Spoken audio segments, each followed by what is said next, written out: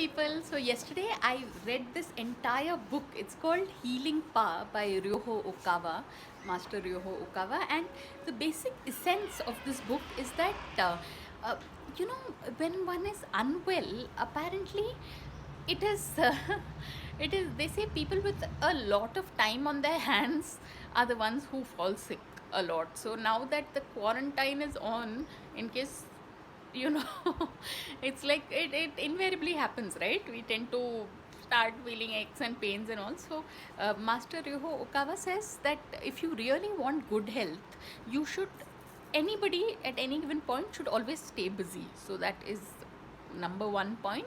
And also the kind of the power of our words, like if you notice, yeah, I mean, quite often many, like, it becomes a thing to uh, people who constantly talk about their illness or about, oh, my knees are hurting, my that, they tend to remain in that state because that's how the universe works. Energy flows to in the direction in which you give your focus.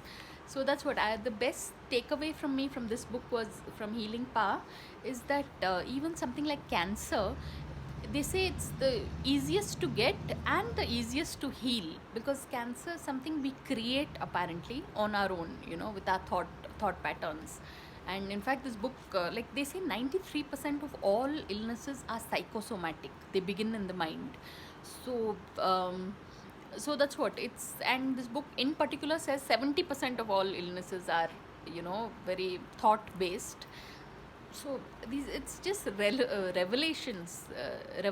So so the whole thing is, I'm just going to, we just change our thought patterns and life itself will change. So people do try and read it. It's Healing Power by Master Ryoho Okawa, and it's an amazing book. So on that note, thanks for watching and please subscribe.